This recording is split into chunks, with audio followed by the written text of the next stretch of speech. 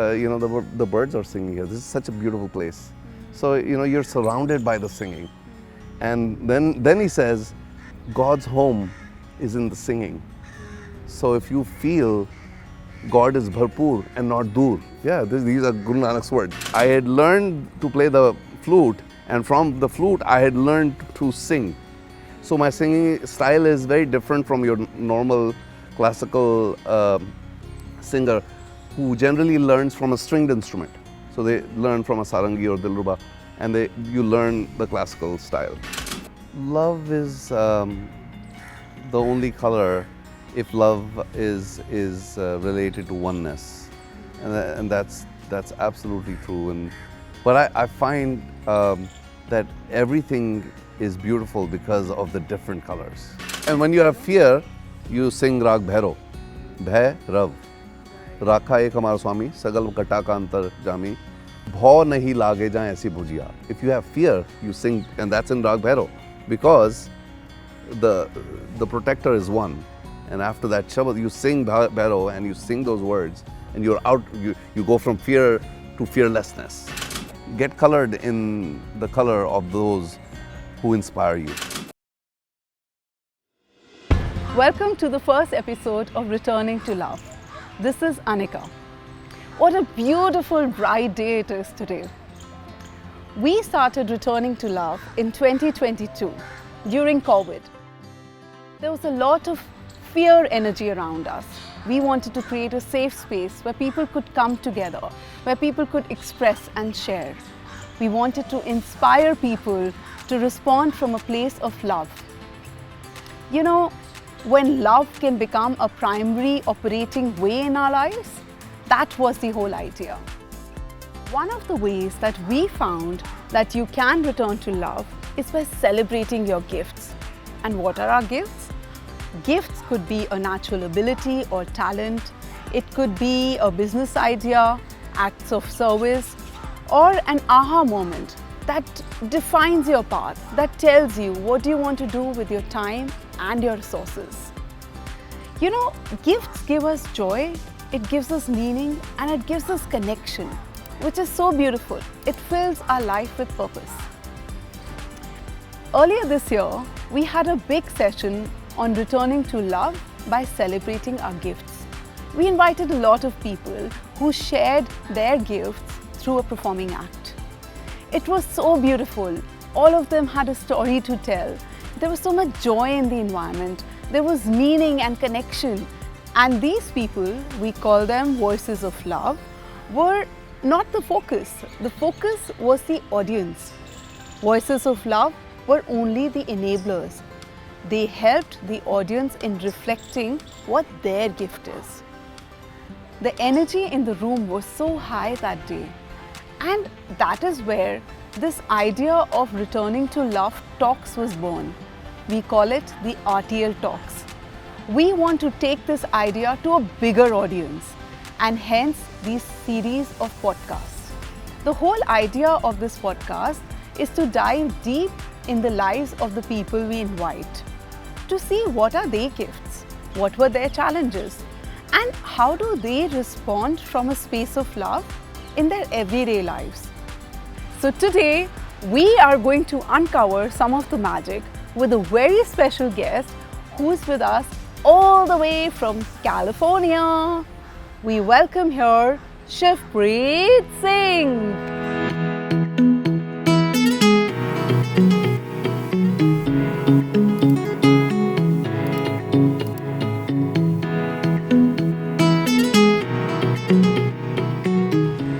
Remember the first time I called you? I do remember it, yes. It was way back in 2020. Yes. And I was going to do a workshop on Ratta. That's right. And I was so inspired by that shabad and the composition, and the way you explained it was so beautiful. And it just gave me a new perspective about God or One Force, whatever we call it. That God lives in colors around us. You know, you just simplified the whole concept of God. He's not up there. He's right here around us. So that was really beautiful. So that was my introduction. I remember I called you with all that excitement and everything. But yes, since that time, your voice has been a constant companion and your compositions have inspired me. Sometimes when I'm working late in office, and I really don't need caffeine with you. So kudos to you for my caffeine intake going down. Because all I have to do is put your shabads and I can keep going for hours. I'm glad that happens because sometimes people say they fall asleep listening to me. I'm glad I keep you awake. Yes, you absolutely keep me awake. So for the audience, Shivpreet Ji, can I call you Ji in this interview? Sure. I won't be able to call you Shivpreet Ji or Singh. So for the audience, Shivpreet Ji does soulful kirtan. But what makes it very special is the context that he gives to all those shabads. Sometimes it is personal and sometimes it is historical. But that is what makes it very relatable to all of us. And when I say us, I mean a huge community that has grown so organically on social media. And like I said, he's a constant companion to me. You're a constant companion to so many. So for me, it's a dream come true to be sitting in front of you today and interacting with you and being able to ask those questions which I was wanting to ask to you. Thank you so much. It's a pleasure and an honor to sit with you. Listeners, like Guru Nanak says, are the ones who are the closest to God. He does say the purpose of life is to sing, but it starts with listening. And so I'm honored to be here and happy to take the journey. Wow, that is so beautifully said already, that the purpose of life is to sing. So since we've been talking so much about gifts and we've been talking so much about what is our calling and how gifts give us joy, meaning and connection. So why don't we start from there? The purpose of life is to sing. Honestly, I'm not a great singer. So what do I do? The purpose of life is to sing is something that came to me from Guru Nanak. He says in Japji what he means by singing. Tere gun gawa de bujhai jaise sach mein rahun rajai. Let me sing like I would want to be truthful, to be myself. So singing for him is to be himself. But if you ask him, what is this singing all about, and why do you sing?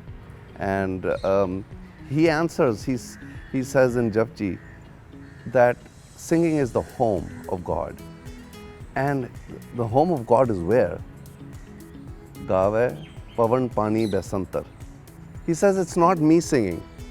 The wind is singing, the forest is singing, the fire is singing, and then he goes on and on. He starts from the elements, and then he says gods are singing. Everything that all these people are singing, and then he goes to the planets. He says the planets are also singing.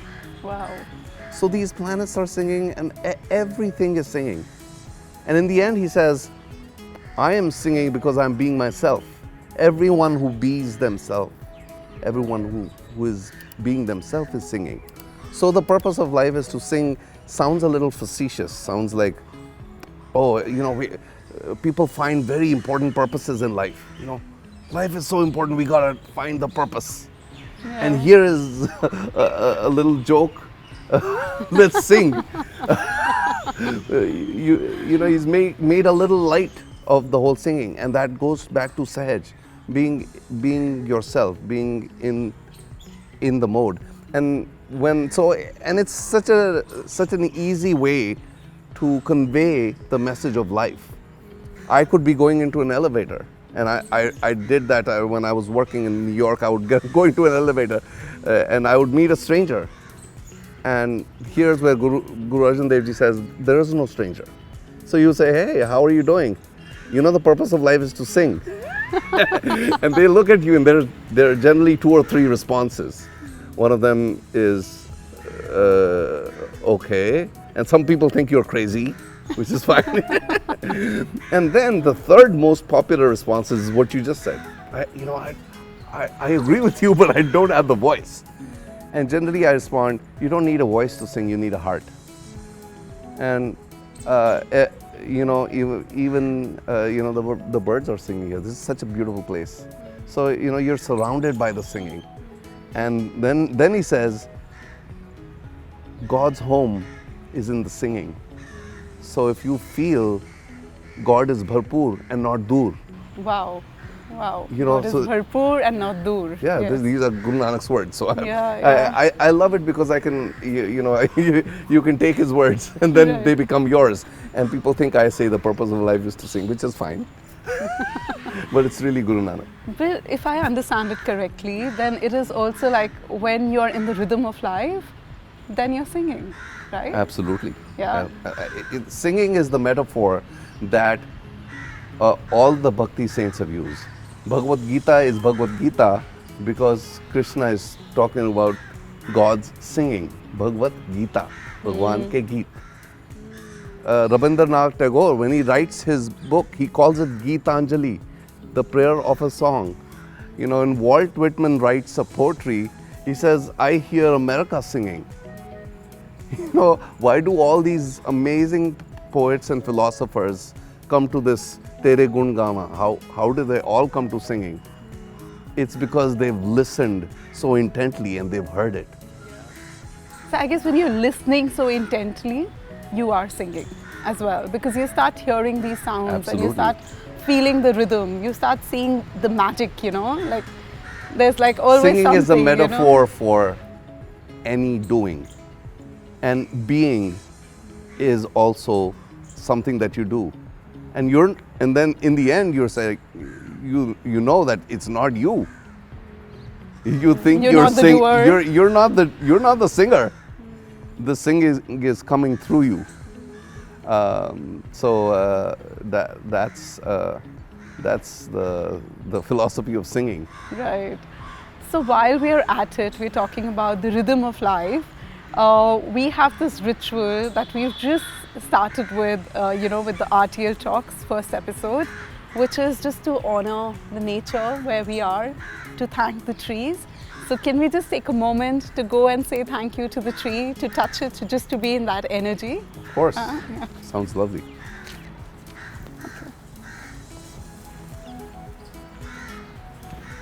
Okay. Thank you.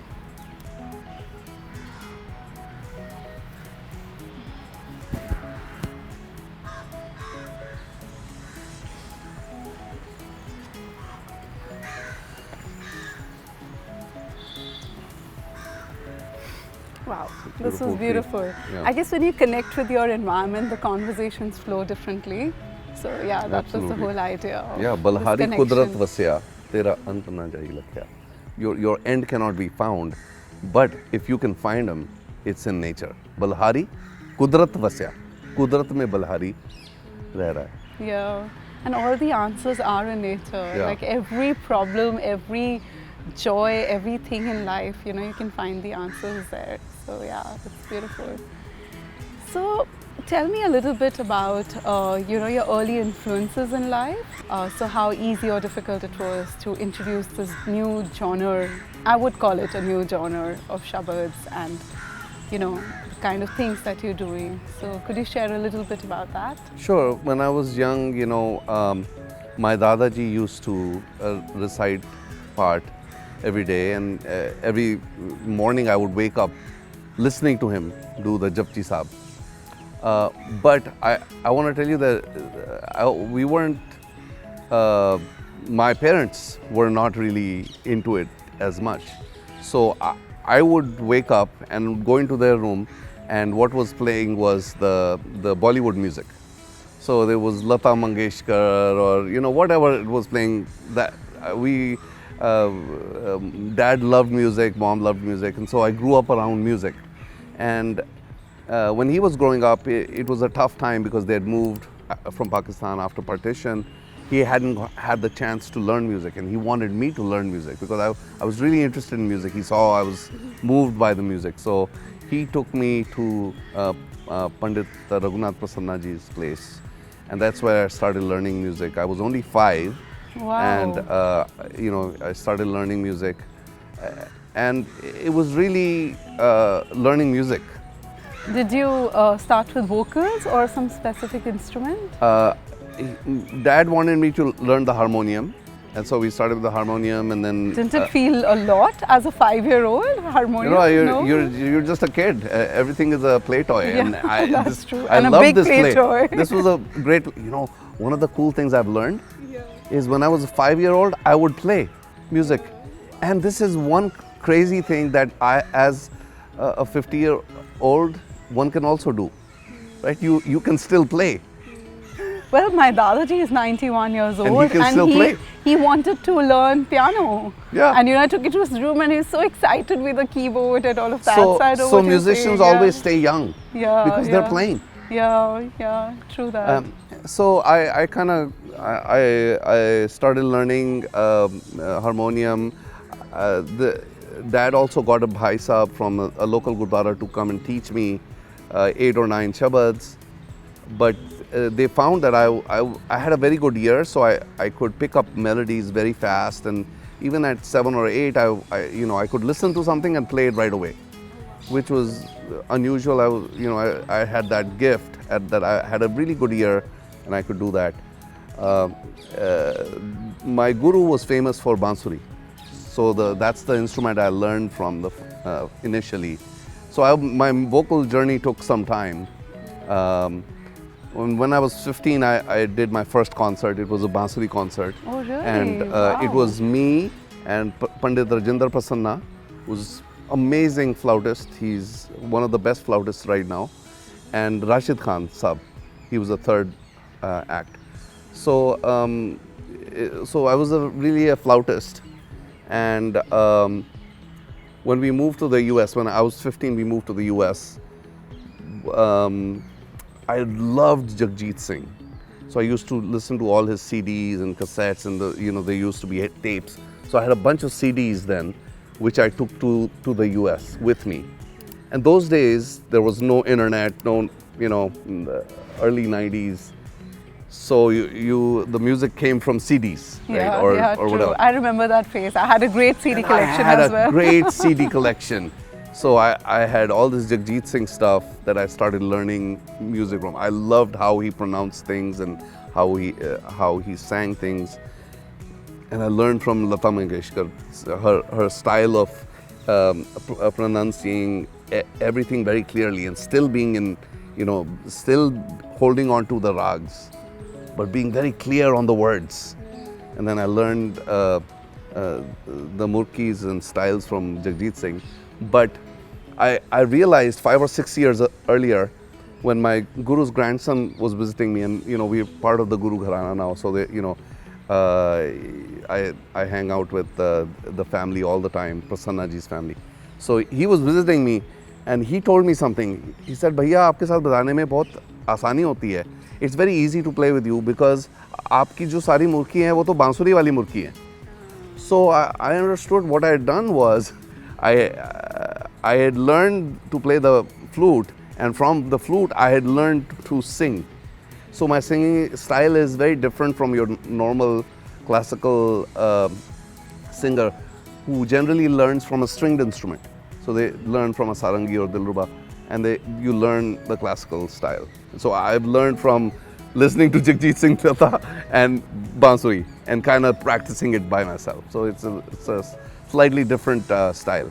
So I was really into music, to answer your question, and because I had learned some shabads, I learned them by heart, and they started penetrating me, and eventually I found the words so amazing that I fell in love with the words. Wow.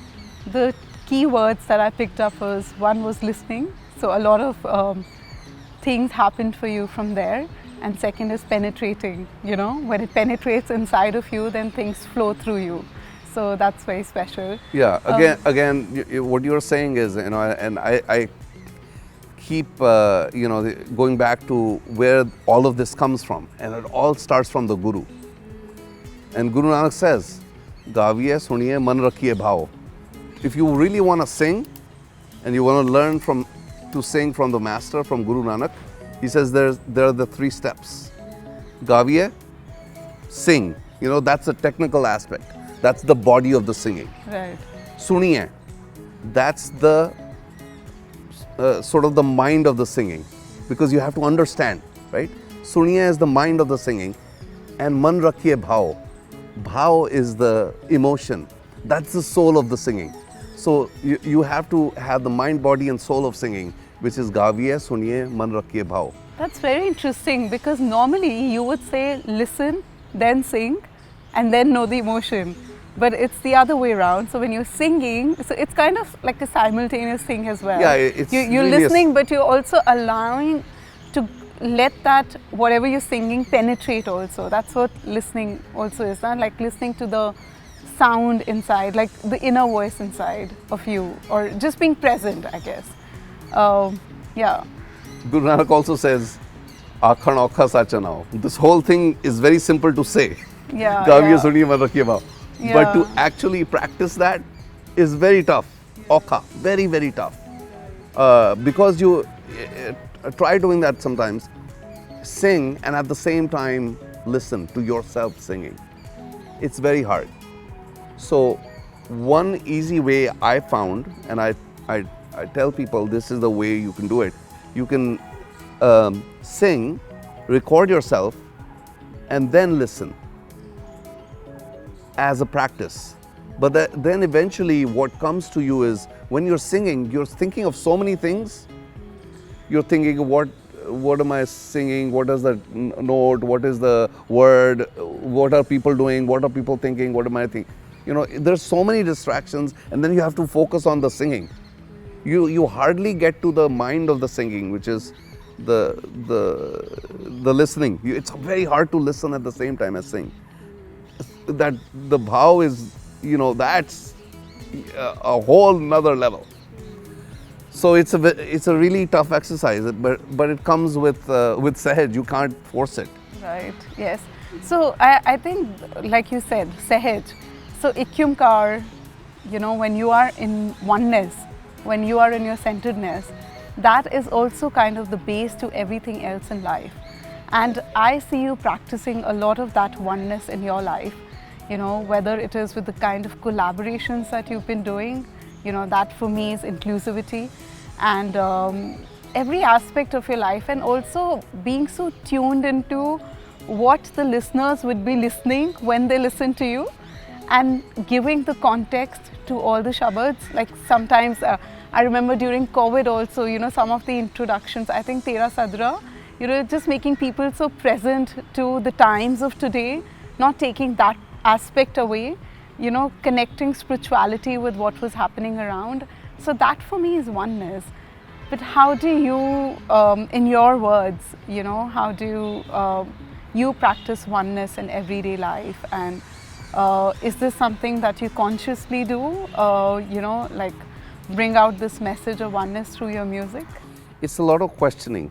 You ask yourself, when you want to learn from someone who you love, right? I wanted to learn how to sing like Ratta. It's impossible. She sings so well. She's technically amazing. But if you think from the mind point of view, Jagjit Singh is fantabulous. He really penetrates your heart. But if you have to get the bhav in, you have to listen to the words of Guru Nanak. And that's that kind of combines to give you the gaviye, suniye, man rakhiye bhav. And it's just, it cannot be forced. And I'll tell you, I don't sit and say, oh, let me plan it this way, and I'm going to do this and this. And it's not a intellectual exercise. You have to get what you're feeling. And so then you have to be present. You cannot be planning things. A lot of times people will say, even 10 minutes before the kirtan, what are you going to sing? I don't know. I'm going to go there and we'll figure out what we're going to sing. And then it all comes together. Because, and when it's coming together, right now I'm thinking about these birds. you know, and then it's just so beautiful, right? And you're hearing so many different sounds from so many different birds. It's the right time for the birds to come out. And, you know, you have to be listening to that while you're singing, because they're forming the chorus with you. And the one thing that you learn from these shabads is when you're singing, there are no strangers. Walt Whitman says that, and he actually says, "Hey, passing stranger, where are you going? If you want to talk to me, come and talk to me. What's stopping you from talking to me?" Those kinds of poems change you. Na ko beri nahi bigana. There is no stranger, and when you think about there is no stranger, you find someone like a Muriel Anderson, who's the best finger guitarist in the world, and you listen to her, and you say, "My goodness, I've heard so many people play the guitar, but the way she's playing it is amazing." That's probably what Guru Nanak thought when he heard Mardana. And he said, "Bhai Mardana, you're my brother. I want to be with you for the next 50 years. I mean, but he didn't plan that, right? I want to be with you, right? And he did all these udasis, comes back. Unfortunately, at the end, Bhai Mardana dies, and then he stops traveling, right?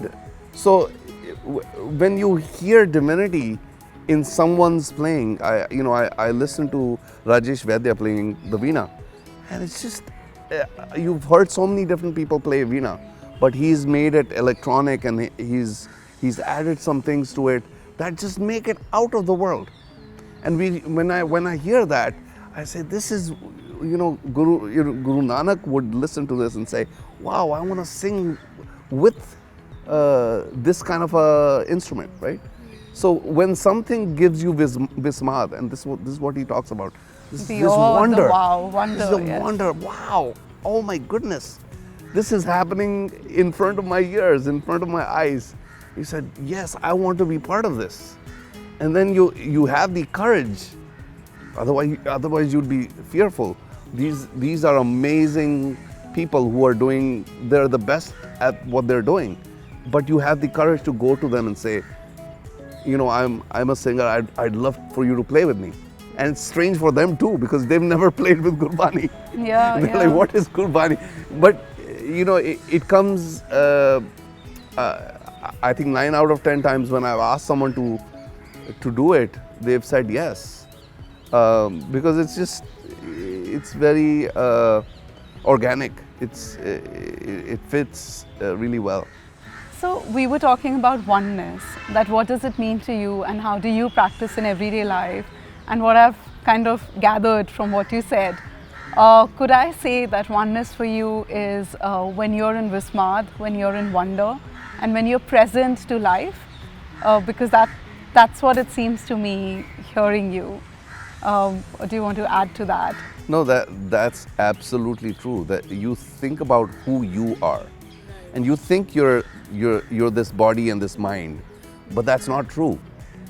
If you put this body and mind out on Mars, it's nothing. It's not going to survive. I'm nothing if you don't put all of this around me. We are nothing without these birds. I like the word chorus. They join you in your chorus. This whole thing would be absolutely nothing without the whole thing. So then you know that because of that, you have the feeling of compassion. And compassion, Guru Nanak says, is sort of the basis of dharma, which people confuse with religion. But the compassion is the basis of dharma. Yeah, and in our Gurbani, there are certain things that we say, which are the core principles of sorts. One of them is remembrance, being in his remembrance, and Naam. Then it is compassion, seva, that is the core principle of Sikhi, helping others, gratitude, being in Shukrana. So all of these things, as I look at it, is a byproduct of love. All of these, you don't even have to understand these things. You don't even have to understand Naam. If you have a relationship with the Guru, then all these things happen on its own, So this resonates very well with returning to love also, which is our theme. So could you connect all of these things, and how does all of this understanding of naam, of seva, of compassion, empathy, love, all of this comes together in your composition? So and returning to love. Yeah. So you don't have to really stress to go in a certain direction for compassion or love. Once you're one, that's the basis of all of these. They just flow in naturally. And sometimes it's a fight because you see some injustice being done. The guru within you reminds you that you have to fight against the oppression. That's equally part of love as anything else. Because if someone's being tortured, you have to have compassion, daya for them. And sometimes what it takes is standing up for them. Daya, courage, and leading it to action. I think this whole thing of being doers and not just like being passively, having passive empathy, but translating that into something more is something that, also comes from a space of love. Yeah. Like, there's something about like why we even started this whole thing about, and why we called it returning to love, is because there's so much fear right now around us, right? During COVID, there was a lot of fear-based communication that happened. Darega to karega kind of a thing, right? So, but love can be so powerful, and yet it feels not so accessible in so many ways, Like even within your own self, like loving your own self also becomes difficult. And I think the answer lies in what you said, in alignment, in being an ikyumkar, or being, one. Because oneness sometimes gets reduced to one humanity, but it is so much more than that. It's oneness within, oneness with nature, with things around us, with the heart. So yeah, Absolutely, I agree. Yeah. Okay, so since we're talking about celebrating our gifts, one of the things, like if somebody is trying to do that with themselves, how can they do that? How do they first recognize their gifts? And if they found it, then how do they live their gift, and how do they honor and celebrate it? At this point, I would also like to, give a bigger introduction about you. Sorry. So not a lot of people know this about you. We know you as somebody who's chosen music, or music has chosen you in your life. But it was a surprise for me to know this other life of yours. So you are an accomplished business professional focusing on healthcare, and a CEO of Ramon Pharmaceuticals. Have I pronounced it right? Yes. Ramon Pharmaceuticals, and you're focusing on cancer research, right? And you're also the co-founder of Stonegate Healthcare Partners. That's right. And you also have a not-for-profit called Dhun Anand. That's right. Where you're supporting artists. Right. And you're a father, and you're a husband, Yes. and you have all these different roles that you're playing, being a mentor to so many. So how do you do it? Like with so many, when we're talking about oneness and, all these different aspects of your life, it's fascinating. I had no idea about all of this. So well, you have to learn from Guru Nanak, and I keep going back because that's the spiritual, inspiration. When the Siddhas, he had a goshti with the Siddhas, and they asked him, how can you be a sannyasi and have a family and have an occupation and do this? How can you attain salvation like that? And he gave two examples, and I love the lotus. He said, just like a lotus lives around the filth, but by itself is beautiful and stays above water. That's how a person can be a householder, can have an occupation, and still be surrounded by or be blossoming in oneness. So I think that's sort of the inspiration. But you always have to take you sometimes you have to make choices.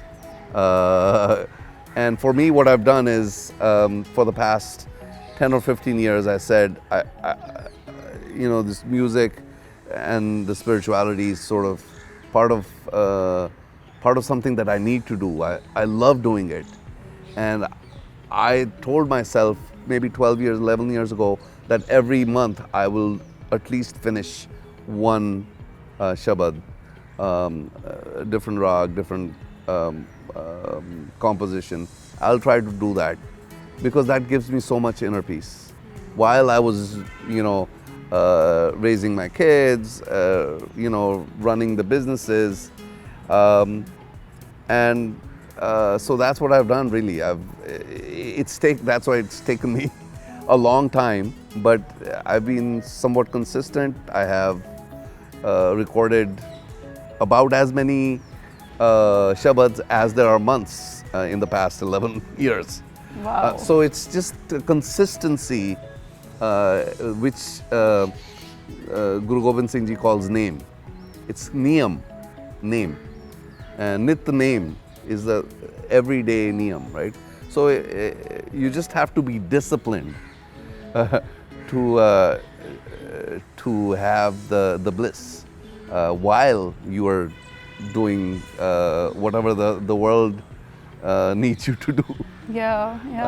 No, I think that answers the other question as well, which is like, even if you recognize your gifts, like for you, from what I hear, when you were 5 years old, your family kind of knew that you had a special talent.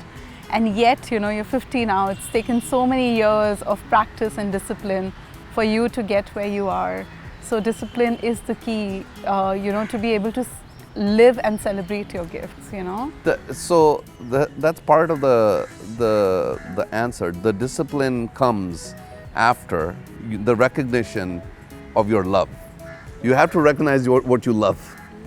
And you have to gift yourself. It's really a gift to yourself. If you love painting, if you love golfing, if you love whatever art, maybe you like negotiations, and that's what you love doing. And that's your out. And if you love negotiating, or if you love paint, when you do the painting, it kind of relieves all the stress that you have doing whatever else you were doing that was not painting. So it kind of balances you out. Life is never smooth. It has ups and downs. And having this dual life is very, very important, because you can have ups and downs, but after every up there's a down, and then after every down there's an up. So as the cycle is churning, you can have perhaps a bad day or a bad month in business, and then you say, you know what, I'm just gonna come back to this. Let me go to music. Yeah. And then you work on your music, and by the time you come back, things are already solved. Yeah. You don't have to be a karta in everything, some things take care of themselves. Some things take care of themselves, and sometimes they don't, and but you can't help. Some things you can, and sometimes you can't help. I guess that comes back to, the purpose of life is to sing when you're flowing and, But so this is what I say. The purpose of life is to sing, but you have to discover what your song is. Your song could be painting or, arts and crafts. There's a beautiful museum here. I was looking at some of the crafts that they've made here. So it could be that. Whatever your song is, you have to recognize what your song is. And once you know what your song is, you have to then follow the 3 rules from Guru Nanak. Gaviye, suniye, man rakhiye bhao. And if let's say painting was the song, then you have to paint, and then you have to look at other paintings and learn from them. Yeah. And then convey your feelings through what you're doing. That completes the mind, body, and soul of your art. Yeah, recognizing what your song is, and then being able to also recognize the song of others you know, so that kind of, Absolutely. so that kind of gives a little bit of a path there. And recognize who really inspires you. You will listen to someone, and then you'll really fall in love with them. And if you fall in love with someone doing something, that's a signal that might be your passion. Wow. If you're at work and you don't feel jealous of others doing what you're doing, that's not your calling. If you listen to Jagjit Singh and you say, why can't I sing like him? You have this jealousy, but you also have this inspiration that you don't want to be cut from Jagjit Singh and lie like a twig, but you want to look at Jagjit Singh and be a flower like him. So there's a shabad by Guru Arjan Dev Ji in Basant. He says, "Dekh phool phool phule," and I always tell people it's the comma that a lot of people misinterpret the words. Yes. It's most of the interpretations are, look, the flowers are blossoming all over, which is a beautiful translation, but it's really dekh phool phool phule. Looking at a flower flowers. So if you're looking at something that's beautiful, you can do one of two things. You can say, I want to be like I recognize it's spring and I want to be like that flower. Look at the flower and be like a flower. Dekh Wow. phool phool phule, ahem tyag tyage. Give up your ego. Look at the flower and blossom like the flower. Wow, that changes the whole meaning of what I've always known, you know. So, Right? Yeah. So, in the second stanza, he says, Sagan baas kule, ik rahe sukh katule. If you disconnect yourself and you throw yourself out, you dry up like a twig. Sagan baas kule, ik rahe sukh katule, kathor ho jayega. If you're apart, you become kathor. You're no longer a flower. So being connected is returning to love, is blossoming. Wow. I guess just being present to your emotions, like you said, like, you know, even being able to channelize, not even channelize, I think when you're present, you automatically channelize, you know, is what all these shabads inspire us to do. Yeah, but this is what I was trying to say is, you want to be inspired by someone, and if you see someone doing something so beautiful that you say, wow, I am amazed that this thing exists, you know, that's your passion. You know, recently I was in Darjeeling at this beautiful forest in Sonada, this organization called TD, and I saw something I've never seen in my life. It is the whole wood wide web. You know how the trees are connected. I actually saw that. You know how that works, how trees talk to each other, and nature is doing that all the time. Like, you know, Right. they look at each other and they blossom. Yeah. No wonder they all in a garden. They You know how does phule. all the flowers blossom at the same time? Right. How do all the trees, you know, how's there breeze at the same time? Because all the trees are moving at the same time. Look, this is what so there's a network there. This is what I tell people is, the rose does not say, look, I'm a big rose, I'm red, and I'm the king of all roses. I'm not going to flower because all the other flowers are flowering. No, it does. Because ab kalu aayo re, ek naam boho boho. This is Kaljug. This is the time to flower. We have this human life. You might not have it tomorrow. The time to flower is now. And so if you haven't found the flower that inspires you to blossom, then you're really wasting the time. This is the time of your life. And find the flower to blossom and find your song and then start singing it. And returning to love is to blossom. Absolutely. You know, that one aspect of it. Yes. So since we're talking about colors and we're talking about love, this is the month of Holi. And it's the month of colors. And your and my journey started with the Ratta shabad. So what I know from Gurbani is that love is the only color. So my question to you is, in the month of Holi, how do we drench ourselves in that color of love?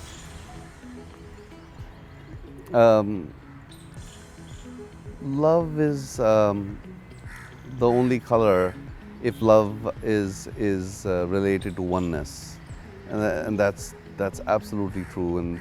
But I find that everything is beautiful because of the different colors. If everything was white, we couldn't even see anything, and if everything was black, it would, it would be blinding. Because there are colors, we can see differences and we can enjoy them, and we can see these differences and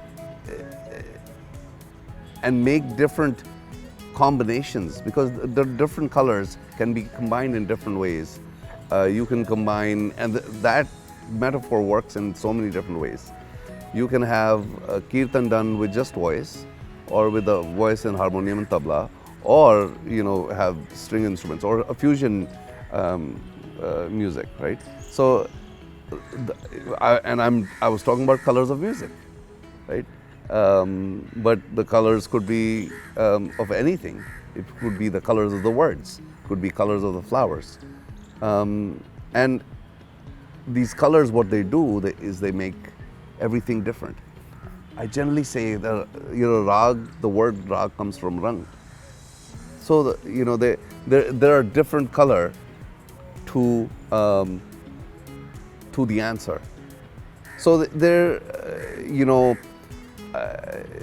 once I visited a hotel in the U.S. I was on a business trip, and there was a Bible lying in the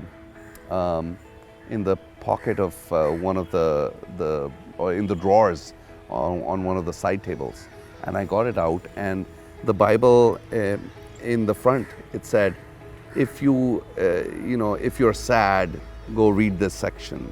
If you're happy, go read this section. If you're in despair, go read this section. And if you're, so they had given sort of a, these are your emotions, and here it. And Gurbani does that through rags.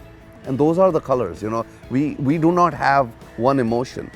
When we are in despair, and, I met someone yesterday who'd lost a very close person recently. And my advice to them was, go read Ragasa. When Guru Gobind had lost everything, his kids, his property, his mother, everyone, he'd lost everything. He still had hope and courage because he sang Asa Ki Vaar. So these rags are very powerful because they balance you, get you back to the center. Sometimes you're so sad and you need to come back from despair to hope, and Rag Asa will help you. And sometimes you're so up and high in the sky that you're enjoying the worldly pleasure so much that you forget that there's the other aspect, which is death. And so then you have to sing Rag Maru to understand that, look, this human life is finite, and you correct yourself by singing Maru. When you're looking at shallow things and you're getting pleasures, you have to remind yourself, no, I have to remembrance of oneness. And then so you sing Rag Gaudi, which is God, deepness, right? So if you are lacking the depth, you sing Sukhmani Saab in Rag Gaudi. So all these rags are solutions. If you're crying Bil Ilavan, you sing Rag Bilaval. And so this is and Bilaval is a really important rag right now, because it seems like the world is crying. Jagat Jalanda Rakh Le Apni Kirpa Dhar. Why do we sing it in Bilaval? Why is the world is on fire, and we have to take care of it. And so this is an age of Bilaval, I believe. It's going to correct us from the fire that we are burning in to mellowing out. But you know, if you are very sad and you think this life is colorless and you're bored, you sing Rag Basant, and then life becomes colorful, and you sing like Kabir says, "Mauli dharti maule akas." The earth is blossoming, but not the earth. The sky is also blossoming, which is funny. But it's because ghat ghat moleo atam prakas. Because my inner heart is blossoming, everything around me seems like it's blossoming. And then he goes and explains the Trinity in terms of blossoming. Raja Ram moleo anant bhai. Ram is also blossoming. And then he talks about Brahma. Dvitiya mole chare bed. Who writes the bed? Brahma. And Shankar moleo jog dhyan. That's the third part of the Trinity, Shiva. So, and in the end, he says, Kabir ke Goswami sab saman. They're all the same. So if you forgot and you were colorless and you were bored, you see the colors and you say, wow, this is beautiful. So the rags are the index that I read on that Bible. If you're looking for a specific answer, you say, okay, what am I looking for? And then you could go in that section. All the shabads in that rag from all the bhagats are in one place. Wow, I didn't have that distinction. You know, we are sometimes just listening to music, and I think what you're saying is correct, because there's certain music that has really helped me at certain times in my life. There's a Vaheguru Simran that you have. I don't know which rag is that. It's got a blue cover to it. And when I was cycling in the forest, and this was early morning, 4 a.m., with a friend of mine who was very confident, and it was my first time, and I was very scared. So all I did was put earpods and listen to that, and it gave me courage, because this was something very, very new for me, like 20 kilometers cycling in deep forest, you know. So yes, you're right, it does give you strength. And when you have fear, you sing Rag Bhairo, Bhai Rav. Right. Rakha ek hamara swami, sagal kata ka antar jami. Bhaw nahi lage jaye aisi bhujiya. If you have fear, you sing, and that's in Rag Bhairo, because the protector is one. And after that shabad, you sing Bhairo and you sing those words, and you're out.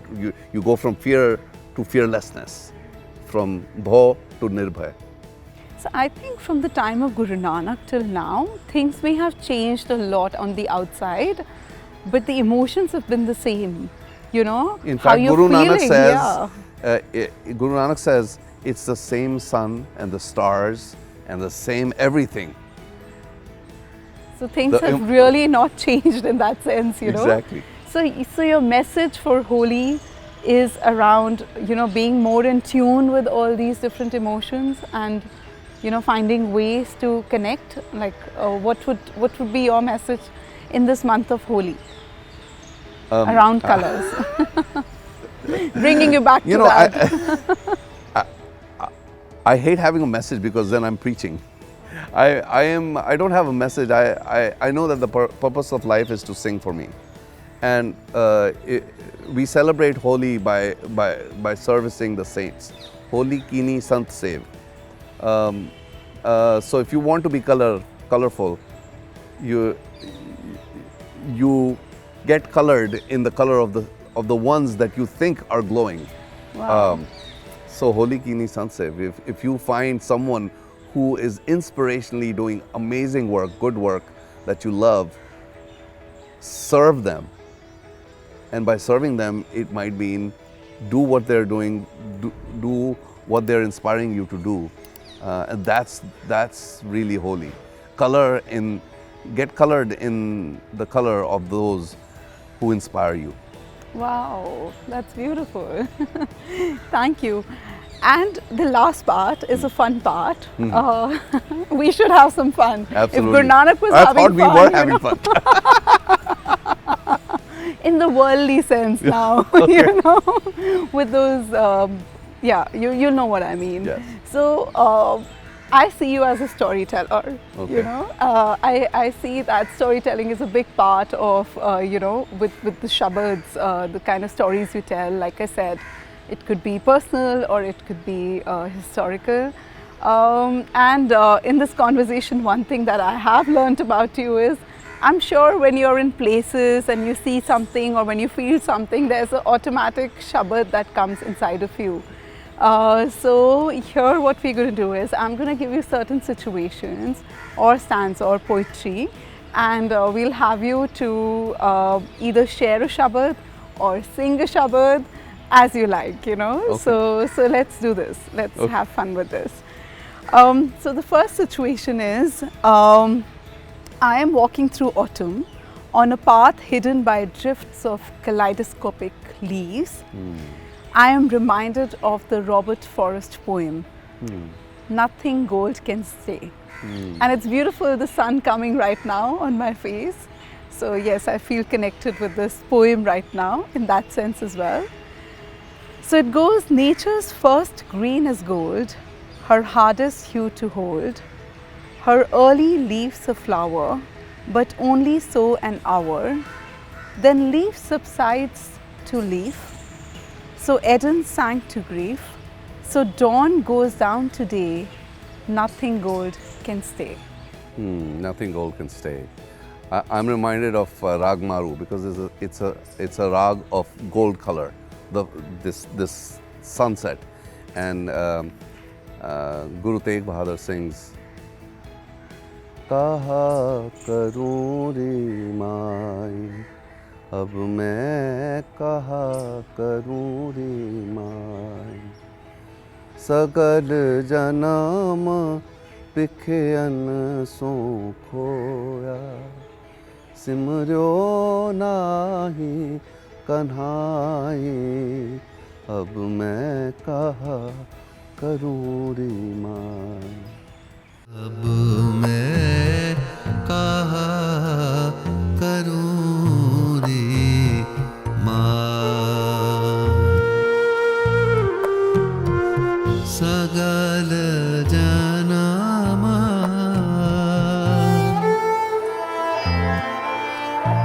हाँ सगल जन्म पिकयन सो खोया सिमर्यो नाही Kanhai.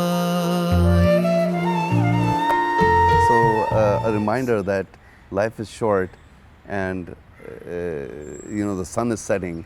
Let's remember to sing. Be in the rhythm of life. Today we've learnt a new meaning to singing.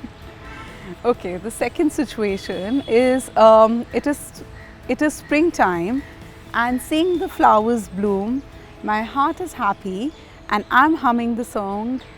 सुहाना सफ़र और ये मौसम हसीन, सुहाना सफ़र और ये मौसम हसीन, हमें डर है हम खो न जाए कहीं, सुहाना सफ़र और ये मौसम हसीन.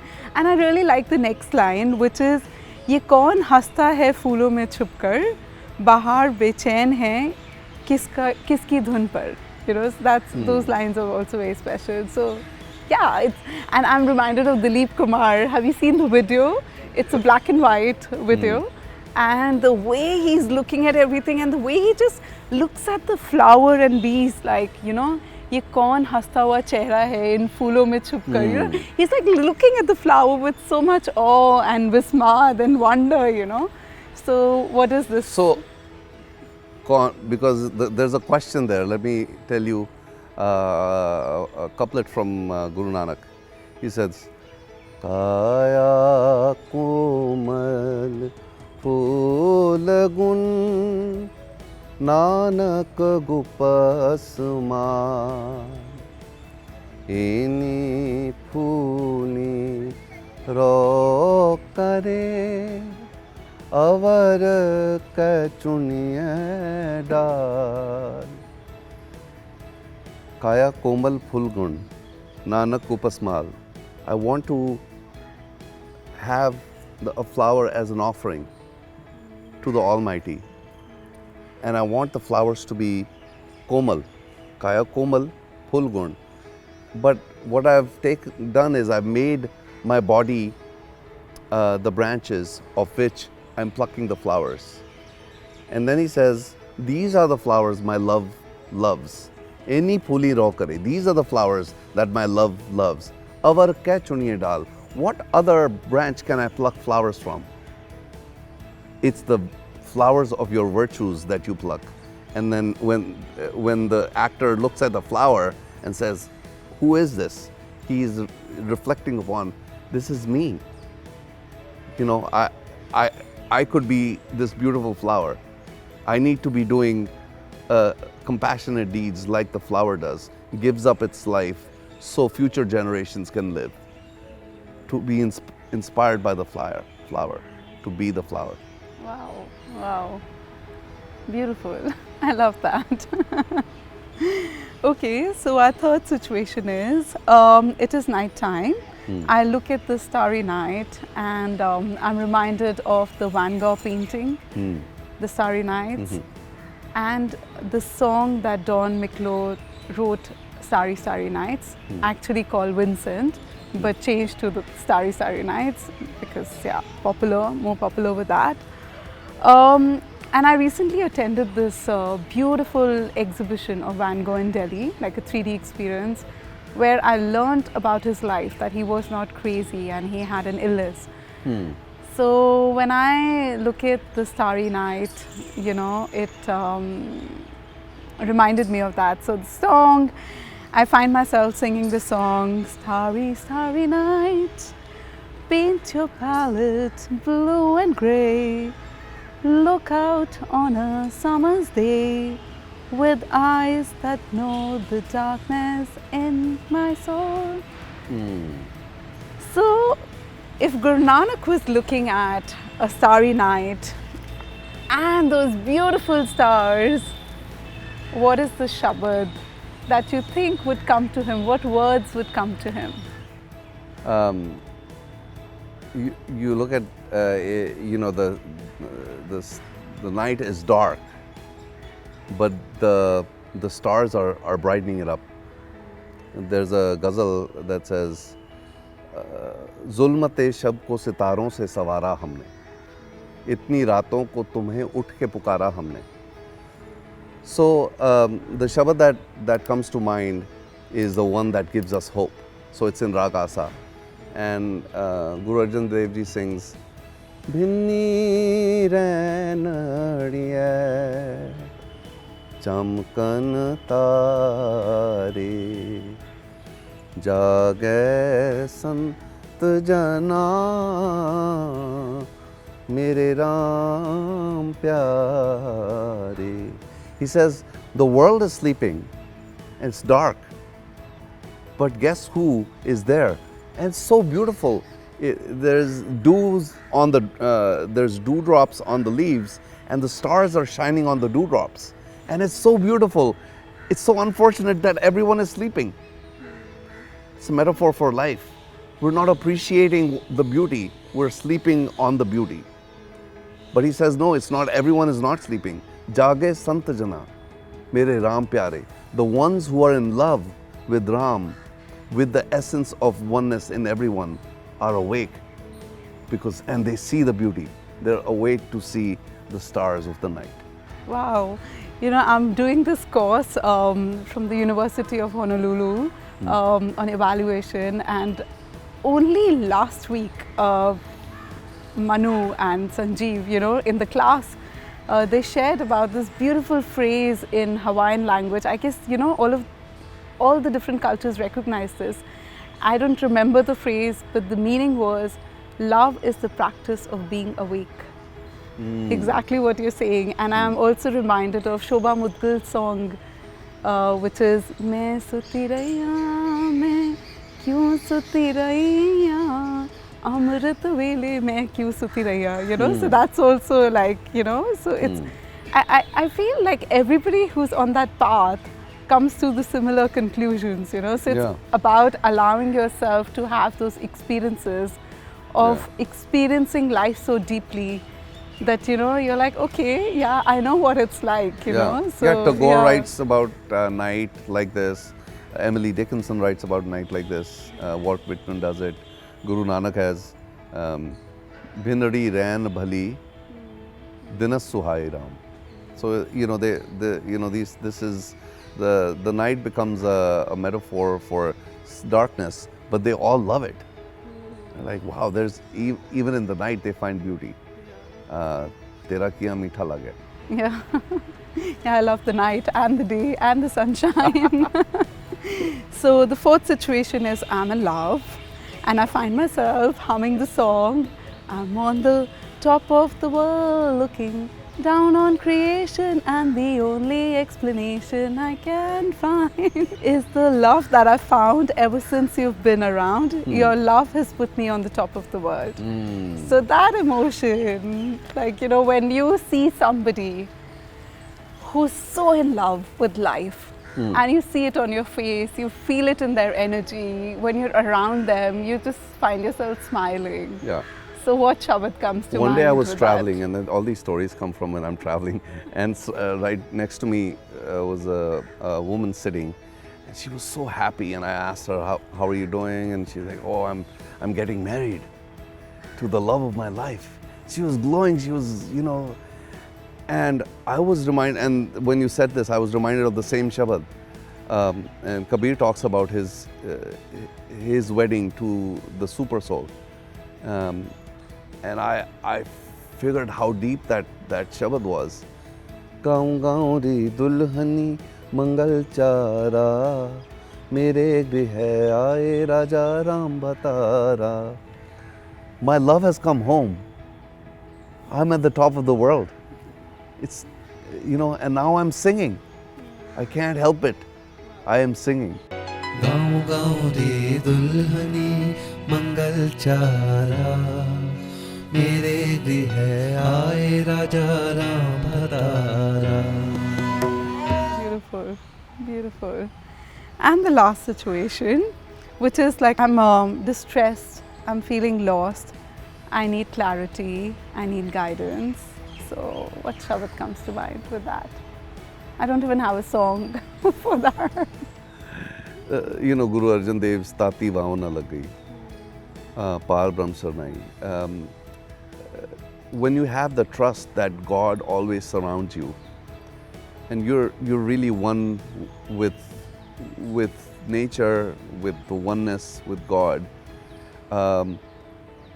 there's no wind, not even a hot wind bothers you, and you feel like you're being surrounded and you're being hugged by Almighty.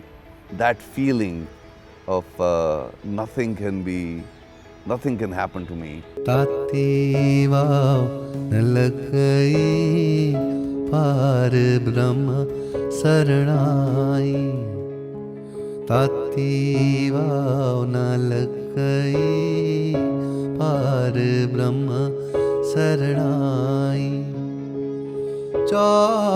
गिरद हमारे राम का, दुख लग गए न भाई. That's the feeling, and you know, you could be Guru Arjan Dev Ji sitting on a hot plate, burning from underneath, and on top you're sitting and singing Tera kiya meetha lage. मीठा मीठा तेरा किया. Right? Those shabads come to mind. Yeah, wow. Yeah, our history has so much for us to get inspired from. Yeah. And with that hug, I want a hug. It's been so wonderful to have you. It's and I'm wonderful. so happy that we have you as our first guest at Returning to Love. You really, you know, shared such beautiful thoughts here. And I think more than that, it's just been this whole exchange of being in your presence that's been very special for me. It's a pleasure and an honor for me. Thank you so much, and I'm looking forward to seeing it. Yes. Let's do cheers with returning to love, and then I get my hug. Cheers.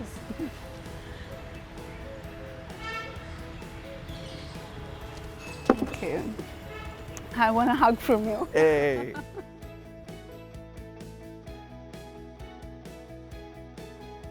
So if you like what we do, then please like and subscribe to our YouTube channel, Returning to Love. Thank you so much for your time and for being there and to listen to us and for all your love. Thank you.